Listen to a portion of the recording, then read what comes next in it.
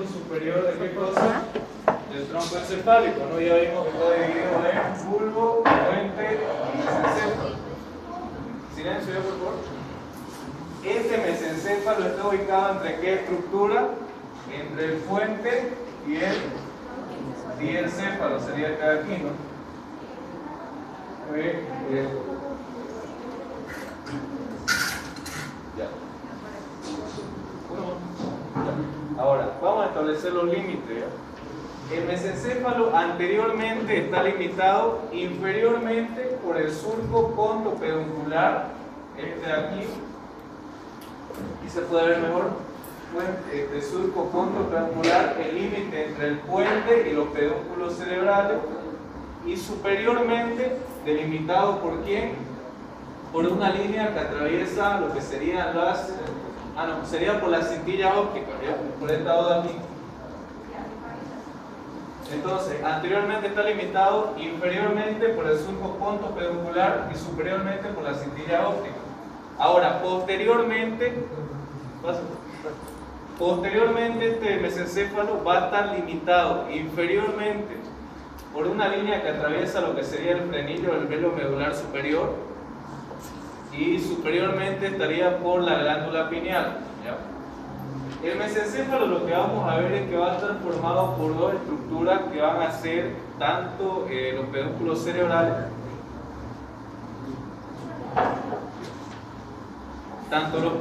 cerebrales, como lo que sería la lámina cuadrigémina, también llamada tectum, ¿ya? El mesencéfalo entonces presenta esto de aquí, estos cordones blancos, fíjense que son los pedúnculos cerebrales, y posteriormente va a presentar una lámina, que es la lámina cuadrigémina, que va a presentar los folículos o tubérculos cuadrigéminos anteriores, que son dos, y otros dos que son posteriores.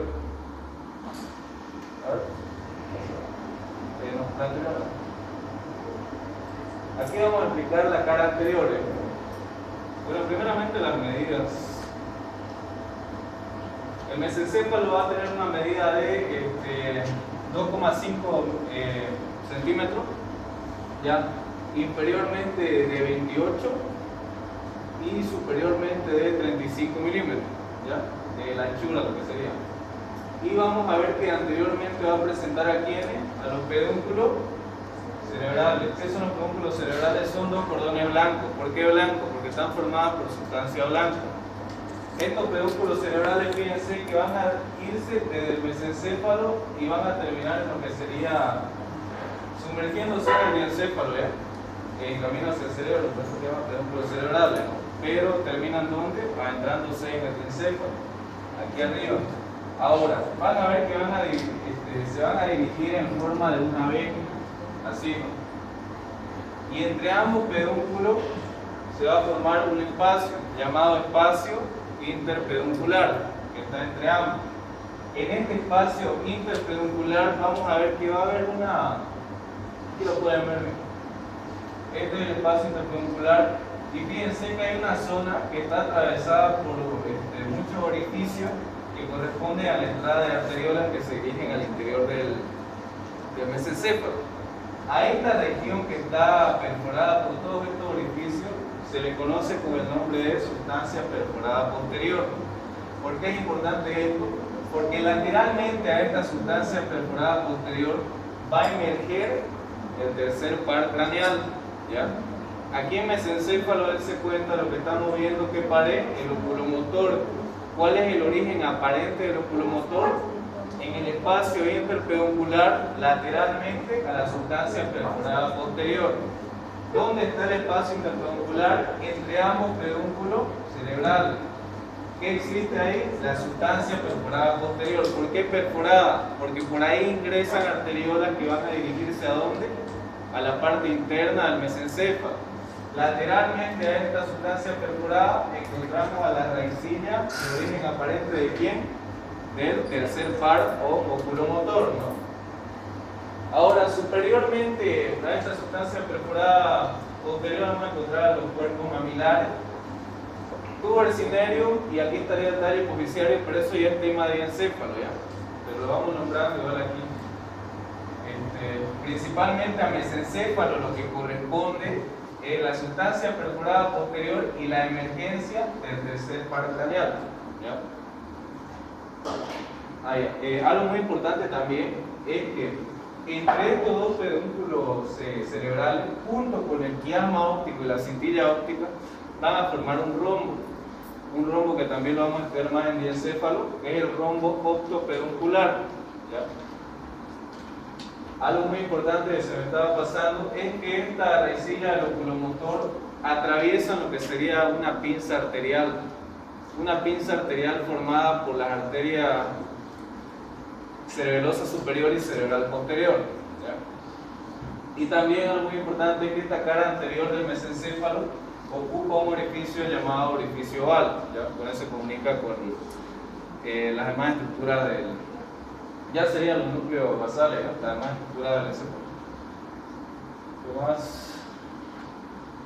Ahora en esta imagen de aquí que podemos ver a los pedúnculos cerebrales, podemos ver al espacio interpeduncular. Fíjense, estas dos protuberancias que aparecen aquí son los cuerpos mamilares. Por aquí inferiormente estaría la sustancia perforada posterior y podríamos ver también al oculomotor, ¿no?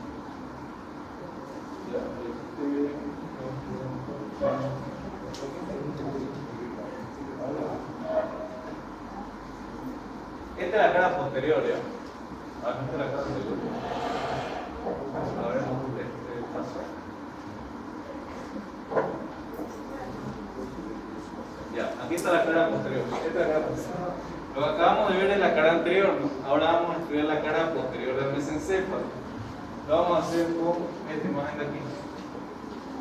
Dijimos que el mesencéfalo presentaba los pedúnculos cerebrales y presentaba la lámina cuadrigémina, ¿no? La lámina cuadrigémina también se conoce con el nombre de tectum, por si acaso. Tectum o lámina cuadrigémina, lo mismo. Lámina cuadrigémina porque presenta los tubérculos cuadrigéminos, dos que son anteriores y superiores son más voluminosos y dos que son posteriores e inferiores. Tanto los anteriores como los posteriores tienen funciones diferentes, ¿ya? Enseguida lo vamos a ver. ¿Qué podemos ver en cuanto a la configuración externa? Fíjense que entre los cuatro tubérculos existe un surco, que es el surco cruciforme por la forma. Vamos a ver que estos tubérculos cuadrigéminos anteriores se van a comunicar a través del brazo folicular anterior con el cuerpo geniculado lateral. Ahora, los tubérculos o folículos cuadrigéminos posteriores se comunican con el cuerpo geniculado medial. Esta conexión es importante que se la aprendan, porque se lo voy adelantando. Tanto el cuerpo geniculado lateral como los tubérculos cuadrigéminos anteriores tienen funciones visuales, ¿ya? Cuando ustedes estudien las vías, que eso es tema 15, 16, cuando lo veamos en una semana, vamos a ver que de dónde nacía el nervio óptico. ¿De dónde nace el nervio óptico? De la retina, ¿no? De la retina, la capa interna nerviosa del globo ocular. Esas fibras originadas del nervio óptico se van a entrecruzar, van a formar el quiasma óptico, se continúan a través de los tractos o cintilla óptica y llegan ¿a dónde? Al cuerpo geniculado lateral. Del cuerpo geniculado lateral pasan al folículo cuadrigémino anterior y de ahí van a nacer una serie de fibras odeáceas que se dirigen a la corteza occipital, que es la corteza visual. Por eso es muy importante, no se vayan a confundir esto, apréndanselo bien también, porque esto se suele preguntar también. Cuerpo geniculado lateral está unido con los folículos cuadrigéminos anteriores. Ahora, este cuerpo geniculado medial, que este de aquí, se une ¿con quién? Con los folículos o tubérculos cuadrigéminos posteriores o anteriores. Posteriores. Tanto el cuerpo geniculado medial como los folículos cuadrigéminos posteriores ya no tienen funciones visuales. Su función, ¿qué va a ser? Auditiva, exactamente. Esa es la diferencia entre ambos. Los anteriores son visuales, entonces los posteriores son auditivos.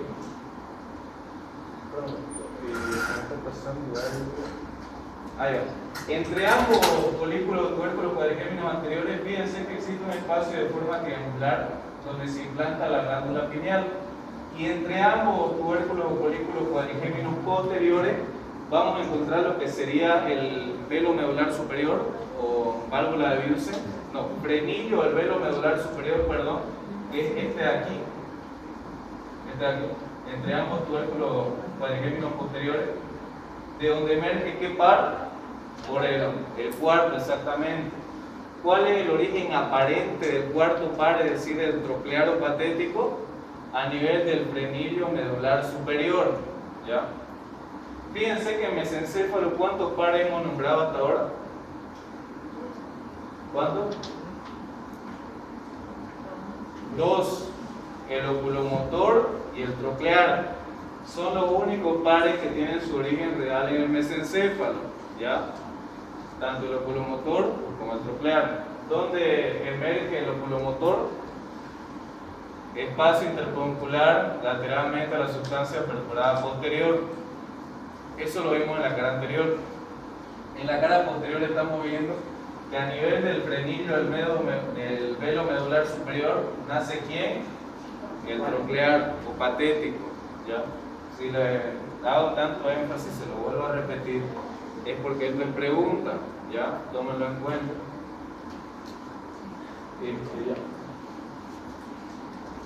Y esta que sería la cara lateral, esto aquí, ¿ya? Fíjense aquí volvemos a ver los cuerpos geniculados laterales comunicándose con los folículos anteriores, el cuerpo geniculado medial con los folículos posteriores. Y en la cara lateral vamos a ver que va a estar atravesada por un surco longitudinal que la va a dividir a la cara lateral en dos porciones, una porción anterior y otra porción posterior. Esto para que nos ubiquemos. Esta es la porción anterior y esta es la porción posterior. ¿Cómo sé? Porque en la porción posterior de la cara lateral del mesencéfalo existe lo que se conoce con el nombre de triángulo del lemnisco lateral. ¿Cómo está delimitado este triángulo? Por el surco longitudinal medial, que acabo de decir que separa a esta cara en dos porciones, por el folículo cuadrigémino posterior y el cuerpo geniculado medial, y fíjense que por el pedúnculo cerebeloso superior. ¿Qué se encuentra en este triángulo? Fíjense, aquí está bien definido, ¿no? Este triángulo del lemnisco lateral. ¿Qué se encuentra? El núcleo del lemnisco lateral. ¿Qué función tenía el lemnisco lateral? Auditiva, ¿no? Auditiva. ¿De dónde nacía? De los núcleos cocleares, dorsales y ventrales.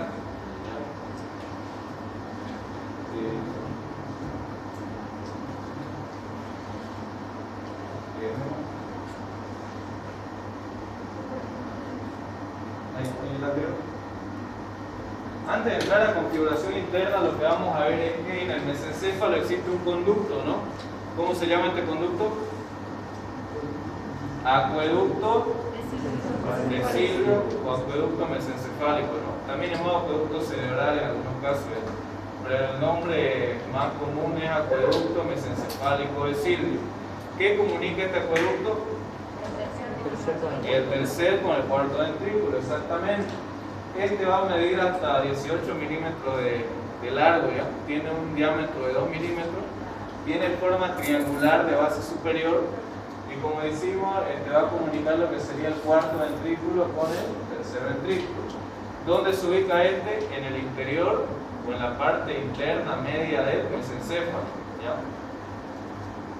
Es importante esto porque dijimos que cuando estudiamos configuración interna de un órgano del tronco cefálico, ¿cómo se divide? En una porción anterior y una porción posterior, ¿no? Este acueducto mesencefálico es el que me va a dividir al mesencéfalo en una porción posterior que corresponde a la lámina cuadrigémina y una porción anterior que corresponde a los pedúnculos cerebrales, ¿ya? ¿Quién divide entonces al mesencéfalo en una porción posterior o dorsal y una porción anterior o ventral? Un plano, exactamente, que pasa por el acueducto mesencefálico de Silvio. Ahora, la porción anterior o de los pedúnculos cerebrales está a su vez subdividida. ¿Por quién? Por la sustancia negra. vamos a ver la sustancia negra, que es un núcleo que encontramos en el mesencéfalo, y esta sustancia negra va a dividir a los pedúnculos cerebrales en una porción posterior o tegmental y en una porción anterior o pie de los pedúnculos cerebrales. ¿Me entiendes? Nuevamente para que quede claro. Mesencéfalo, configuración interna, dividido. Porción posterior, porción anterior. ¿Por quién? Por un plano que atraviesa el acueducto mesencefálico de Silvio. La porción anterior va a estar subdividida. ¿Por quién? Por la sustancia negra. Una porción tegmental o posterior, una porción anterior o pie de los pedúnculos cerebrales. ¿Ya? ¿La anterior?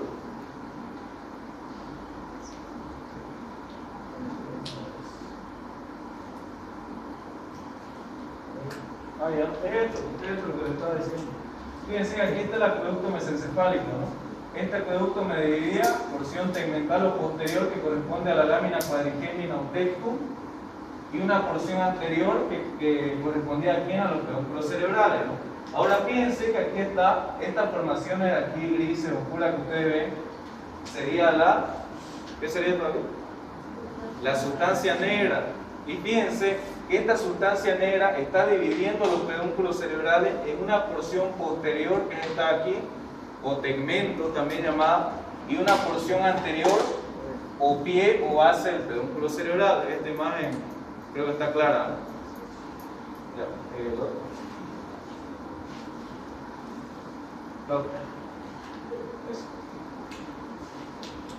Ya, aquí no hay mucha teoría, ya va a ser diciendo.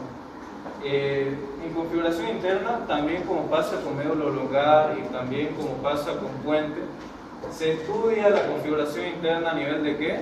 ¿Con qué? Con cortes, ¿no? El primer corte, bueno, en mesencéfalo son solo dos cortes. El primer corte se realiza a nivel de los tubérculos cuadrigéminos posteriores y el segundo corte se realiza a nivel de los tubérculos cuadrigéminos anteriores. Ahora le hago una pregunta, esto es pura teoría, ¿ya? Son puros núcleos, puro base, que es más que todo para explicarlo ya y mostrándolo aquí. ¿Quieren que lo explique o pasamos directamente a la práctica? O a los puntos más importantes. Porque como les digo, es pura teoría. Ya son puro base, son puro núcleo. Lo más importante es el mesencéfalo, ¿ya? Lo dejé todo, ¿ya? No, ya. ¿Volver? ¿Volver? ¿Volver? Ahí, ya. En el primer corte lo más importante que vamos a ver son los tubérculos cuadrigéminos posteriores, ¿ya? Como dijimos, estos posteriores se comunican con el cuerpo geniculado medial. Estos colículos posteriores reciben fibra ¿de dónde? De la corteza auditiva, del lemnisco lateral, reciben fibra de lo que sería del otro colículo posterior. Y ahora, las fibras, esas son fibras aferentes, es decir, son fibras que llegan al colículo posterior. Ahora, las fibras que parten desde el colículo posterior se van a dirigir al núcleo rojo, a la formación reticular y a los núcleos de los pares craneales tercero, cuarto, sexto y séptimo, es decir, al oculomotor, al troclear, al abducen y al facial. Ahora, ¿por qué es importante esto? Porque este conjunto de fibras que parten del colículo posterior se denomina haz tectoespinal. ¿Ya? Entonces, ¿dónde nace el haz tectoespinal? En los colículos posteriores. Este haz tectoespinal lo que hace es decruzarse, es decir, cruzan la línea media y se entrecruzan, se mezclan con la fibra del lado opuesto y se forma una decruzación llamada decruzación de Meissner. Esto también me pregunta de examen, por eso se lo menciono. ¿De dónde nace el haz tectoespinal? De los colículos posteriores. ¿Qué pasa con este haz tectoespinal? Se decruza en la línea media y forma la decruzación de Meissner. ¿Cuál es la función que les dije de los tubérculos cuadrigéminos posteriores? Función auditiva refleja, ¿ya? Función auditiva refleja o relevo de la vía auditiva principal. Lo más importante es eso. Ya, aquí otra vez vamos a volver a explicar lo que serían los tubérculos cuadrigéminos anteriores, que se comunican con quién, con los cuerpos geniculados laterales. ¿De dónde reciben fibras estos cuerpos geniculados anteriores? De la corteza cerebral visual, de la retina y también de lo que sería la corteza del lóbulo occipital. ¿Hacia dónde se dirigen las fibras de este cuerpo geniculado, de estos folículos anteriores? Se dirigen hacia el núcleo visceromotor de Dinger-Westphal, y tiene función, ¿qué cosa? Visual, ¿ya? También tiene función de movimientos oculares y de fijación de la mirada. Algo muy importante, entre estos folículos cuadrigéminos anteriores y la glándula pineal se encuentra lo que se conoce con el nombre de área pretectal. ¿Cuál es la función del área pretectal? Esta área pretectal se va a comunicar con un núcleo muy importante que es el núcleo vegetativo visceromotor parasimpático de Dinger-Westphal. Este núcleo de Dinger-Westphal es el centro del reflejo pupilar a la luz intensa. Cuando hay una luz demasiado intensa, cuando se alumbra directamente con una linterna hacia los ojos, ¿qué pasa con el iris? ¿Qué pasa con la pupila, mejor dicho? Se contrae, experimenta miosis, ¿no? Gracias a quién, quién es el que provoca esta contracción de la pupila, el núcleo parasimpático visceromotor de Dinger-Westphal. Entonces, entre ambos folículos cuadrigéminos anteriores se encuentra ¿qué cosa? El área pretectal. Esa área pretectal se comunica con este núcleo de Dinger-Westphal, y este núcleo de Dinger-Westphal se conoce o se constituye como el centro del reflejo pupilar a la luz intensa. ¿Ya? A ver, pasa.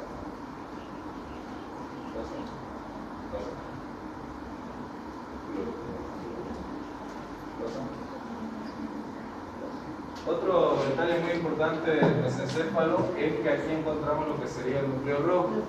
¿Por qué se conoce con el nombre del núcleo rojo? Por el color, ¿no? Que es medio rosado o rojo propiamente dicho. ¿Por qué tiene este color? Por la abundante irrigación que recibe. Es un núcleo motor extrapiramidal, ¿ya? Y está formado por dos tipos de neuronas o por dos poblaciones neuronales, que la van a leer, que es la población magnocelular o paleo-Ruber, que son neuronas de filogenia más antigua, y otra población de células llamada parvocelular o neo-Ruber, que es de filogenia más reciente. Este núcleo rojo, ¿qué función tiene? Como les digo, tiene función motora extrapiramidal. ¿Por qué es importante? Porque es un núcleo propio del mesencéfalo. Solo lo encontramos aquí.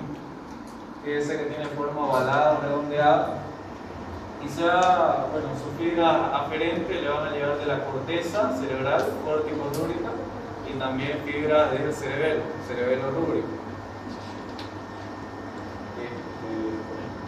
A ver, pasa.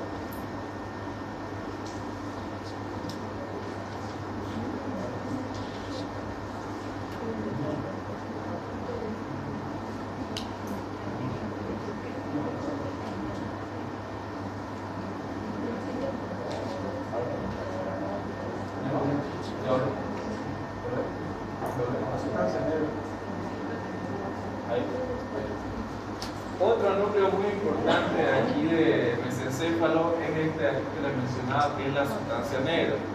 La sustancia negra es el principal complejo nuclear, el más grande del mesencéfalo. Como ustedes pueden ver, tiene forma de media luna, ¿no? Ahora, ¿por qué es importante esta sustancia negra? Por la función que cumple. Esta sustancia negra va a estar dividida en dos partes. Una zona dorsal, que aquí está dividida, una zona dorsal que es bien de color oscura, bien de color negra debido a los pigmentos de melanina que existen en esta parte.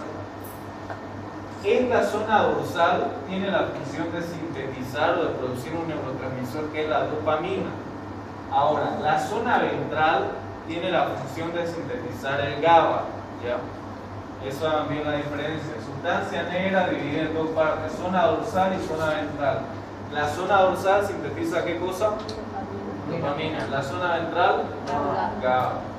¿De dónde recibe su fibra o con quién se comunica, mejor dicho, la sustancia negra? Córtico o con el globo pálido, con el núcleo lenticular y con el cuerpo estriado, ¿ya? Más que todo.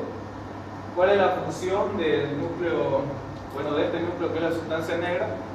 Es un núcleo motor extrapiramidal de relevo.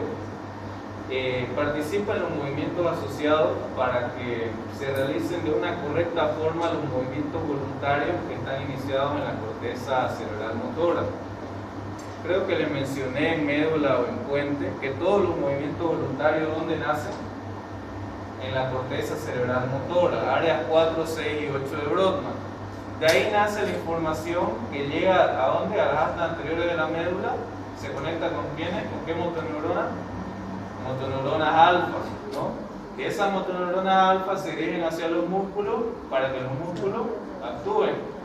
Ahora, ¿qué función tiene este núcleo o esta sustancia negra?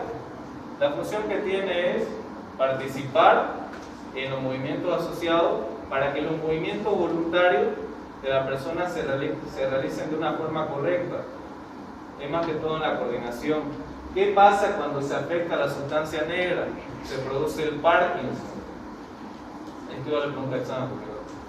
¿Qué pasa? ¿Qué afección se produce? ¿Qué patología cuando está afectada la sustancia negra? Parkinson. ¿Por qué se caracteriza el Parkinson? Por la incapacidad de realizar movimientos, por temblores y por debilidad muscular o rigidez muscular. ¿Ya? Esas tres cosas. Ahora vamos. Ahí está.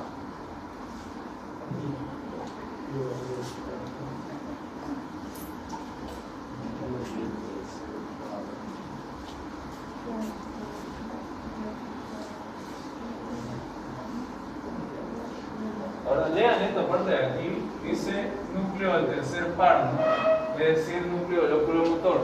A nivel del mesencéfalo existe un complejo nuclear. ¿Por qué decimos complejo? Porque son tres núcleos, llamado complejo nuclear del tercer par o complejo nuclear del óculo motor. Este complejo nuclear, como les digo, está formado por tres núcleos. Uno de ellos es el núcleo propio del óculo motor, de donde nacen las fibras que van a formar el nervio oculomotor para inervar a qué músculo. ¿Qué músculo inervaba el oculomotor?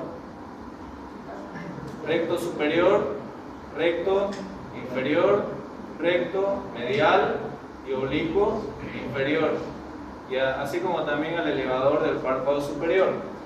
Entonces, el primero de los núcleos es el núcleo propio del oculomotor. Luego tenemos al núcleo de Perlia, ¿ya? El núcleo de Perlia está involucrado más que todo en la convergencia de los globos oculares, porque dense cuenta, cuando una persona mira, ambos ojos se dirigen al mismo lugar, ¿no? Tienen una dirección, una convergencia entre ambos, ¿no? ¿Quién es encargado de esto? El núcleo de Perlia. Y el otro núcleo es el núcleo de Dinger-Westphal, que es el que les mencioné antes. ¿Cuál es la función del núcleo de Dinger-Westphal? Producir la miosis. ¿Cómo hace esto? De este núcleo de Dinger-Westphal nacen fibras que van a controlar al músculo ciliar y al músculo dilatador de la pupila o constrictor del iris, que es lo mismo. A través de esos músculos va a producir lo que es la miosis, ¿no? O contracción pupilar.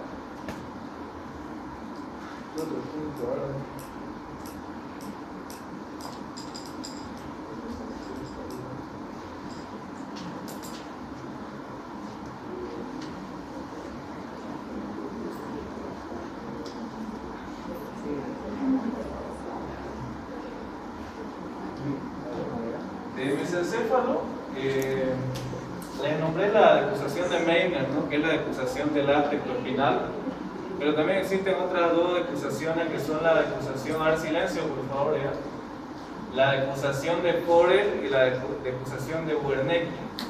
La decusación de Wernicke corresponde a la decusación de los pedúnculos cerebelosos superiores, ¿no? Y la decusación de Forel a la decusación o el entrecruzamiento del arco uroespinal. También eso tenemos en cuenta. Y bueno, eso es todo. ¿Alguna duda de mesencéfalo? Ya lo demás, como les digo, es pura teoría, son puros núcleos, puros ácidos. Vamos a pasar a la parte práctica, ¿eh?